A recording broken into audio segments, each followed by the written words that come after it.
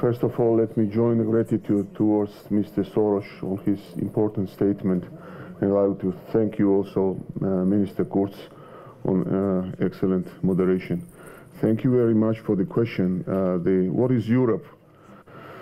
Well, I need to quote Ambassador Ischinger, who said that heart of crisis in Europe is based on absence of common understanding of purpose and also lack of understanding of common destiny.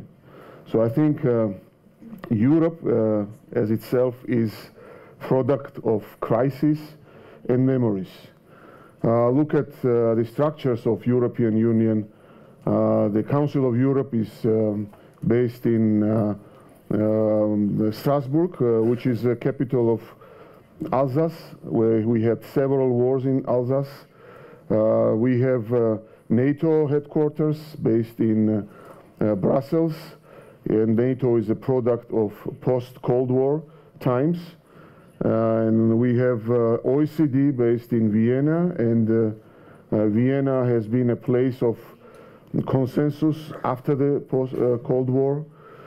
And we are now discussing the security issues in Munich. This is the right place because we need to define what is common purpose and what are the common goals and common destiny for Europe. Second argument that I would like to bring is that Georgia. What is Georgia? Georgia is, as President of Macedonia mentioned, Georgia is Europe, part of Europe, and this understanding is based on a common sharing of memories, crises, and common understanding of destiny with Europe. Georgia, as a country in South Caucasus, it has always been a European country with its history, with its culture. Georgia is building its European future.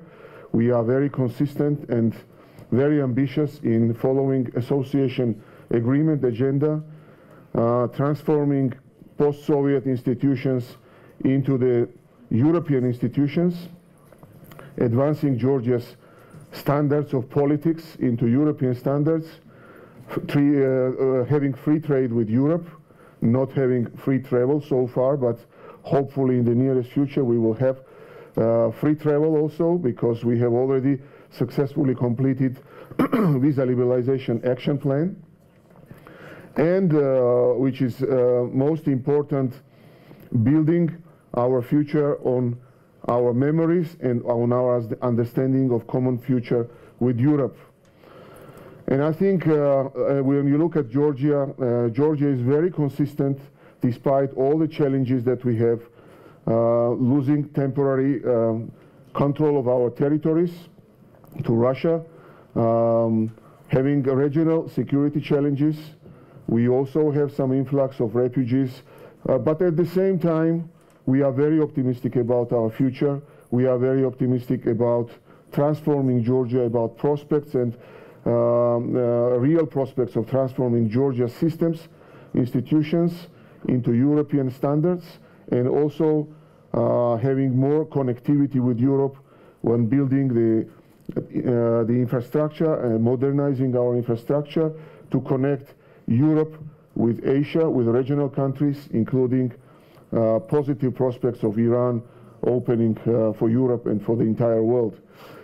So Georgia deems itself not as a liaison between Europe and Asia, but a European country, partner of Europe, to deal with regional countries and to face the challenges, including the security challenges when we participate in resolute support mission in Afghanistan and some other peacekeeping operations. So if you ask what is the prospect for Europe, I think the prospect for Europe is consolidation over the common purpose and consolidation over the shared destiny. And Georgia is part of its destiny with its, first of all, memories, with culture, but also with its future when we build consistently our future with Europe and with Euro-Atlantic space. Thank you very much. What could we do as politicians, what could you do as presidents to have more political but also public support in the European Union for the necessity of enlargement in the region? We need to be consistent and to be supportive to keep the pace. We do not have any fatigue for this process of European aspirations. We are quite new in this process. We do not have any Thessaloniki type promise from the EU to become EU member. Even without that promise, we stay very consistent. We are able to consolidate Georgian society around the EU goals. But at the same time, we understand the risks of not getting appreciation of at least the current steps that we are making. For example, let's take visa liberalization. We have completed all the technical part of this process, visa liberalization action plan. Important reforms have been taken by Georgian government, sometimes unpopular in a traditional society.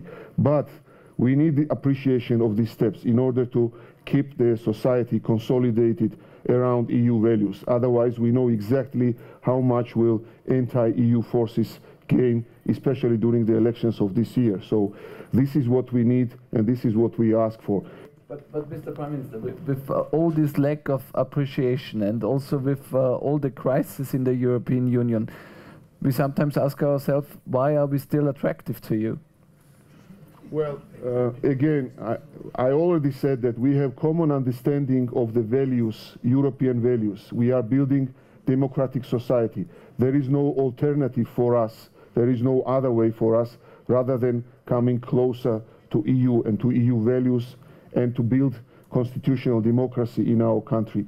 This is why it is very important for us to keep the pace, to be consistent, but for being and staying consistent, we need appreciation. And I'm not saying that we are unhappy about appreciation. I am just conveying this message to you, how important is it to complete the visa liberalization process, because free trade cannot be instrumental without allowing Georgian people, without allowing small businessmen to travel freely to Europe. I think this is complementary to what already we have. We have Thessaloniki type similar promise from Bucharest summit in NATO that Georgia will become a NATO member, but we do not know timing, we don't know when it happens, but we, despite all that, we stay committed to international peacekeeping missions, and we try to continue our contributions in providing security, not only consuming security. So this is where we are, and we will be very consistent, but also we would like to ask you to appreciate every step that we will make in order to keep our society consolidated around EU values. Thank you.